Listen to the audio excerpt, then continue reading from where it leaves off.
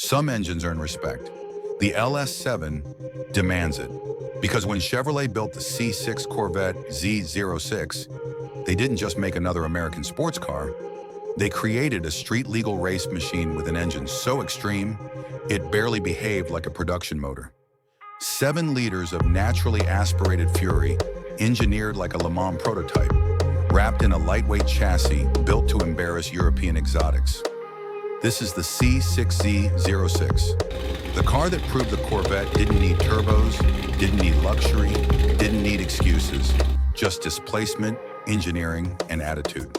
It all starts with the LS7, a 7.0-liter small-block V8 unlike anything GM had ever mass-produced.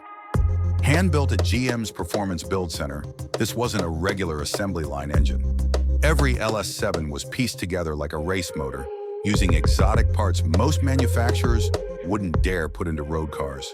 Inside, you find titanium connecting rods, forged pistons, a forged crankshaft, CNC-ported aluminum heads, and giant 2.2-inch titanium intake valves. The largest valves ever fitted to a GM production engine. All of it designed to feed massive amounts of air into those 427 cubic inches. And GM didn't stop there. The LS7 uses a dry sump oiling system straight out of endurance racing. Instead of oil sloshing around in a pan, a separate tank and scavenge pumps kept the engine lubricated under insane cornering forces. The result? Consistent oil pressure even during track sessions that would starve conventional engines. This level of engineering gave the LS7 its unique personality: 505 horsepower, 470 pound-feet of torque, and the ability to rev to 7,000 revolutions per minute, which is absurd for an engine this big. Back in 2006, this wasn't just impressive, it was a statement. Chevy built a naturally aspirated V8 that outperformed many turbo and supercharged engines of the era for a fraction of the price. But a monster engine means nothing without a proper body to control it. And the Z06 was built like a true track weapon. Instead of the regular Corvette's steel frame, the Z06 used a lightweight aluminum space frame. The front fenders were carbon fiber. The floors were balsa wood sandwiched composites. Even the roof structure was magnesium. This obsession with weight reduction gave the Z06 a curb weight of just 3,132 pounds, far lighter than its rivals at the time. The result was a power-to-weight ratio that rivaled Ferraris and Lamborghinis. On the road, that meant 0 to 60 in around 3.5 seconds, in a quarter-mile time of 11.7 seconds. On a long enough stretch, the Z06 could push past 198 miles per hour. But numbers only tell part of the story, because the Z06 wasn't built for straight lines. It was born from racing heritage. Look back at the early 2000s. Corvette racing was dominating at Le Mans with the C5R and later the C6R. Those cars didn't just inspire the Z06, they shaped it.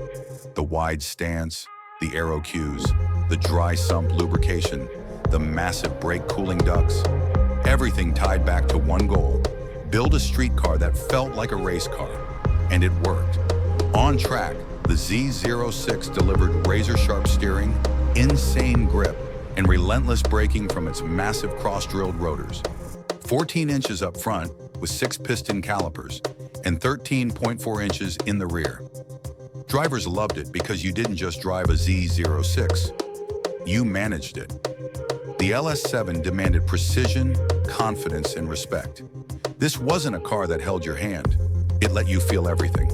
Of course, no legend survives without controversy. And the LS7 had one: valve guide wear. Early engines faced premature valve issues that scared some owners. But once sorted, the motor proved incredibly durable. And tuners quickly discovered it was one of the most capable, naturally aspirated V8 engines ever built. That's where the aftermarket took over.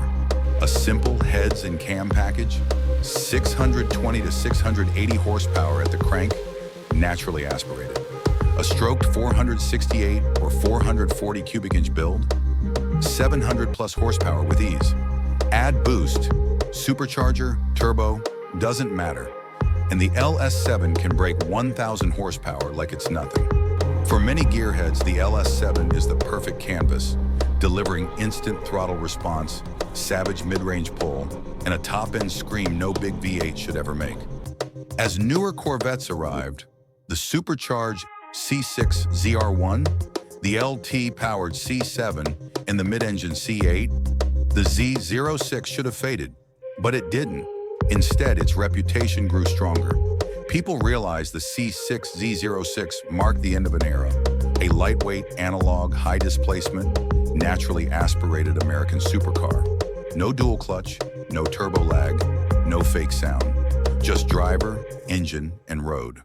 Collectors began buying them up, prices started rising, and the LS7's legend became bigger than the car itself. Today, the C6 Z06 is considered one of the purest, most raw performance machines the Corvette brand ever produced. A car with the heart of a race engine and the manners of a street bully, a machine that didn't chase luxury, it chased lap times. Because some cars are built to impress, others are built to dominate. But the C6 Z06? It was built to remind the world that American performance still had a few tricks left. And if this was Chevy's idea of production car engineering, it makes you wonder, what kind of monster would they build if they unleashed the LS7 philosophy all over again?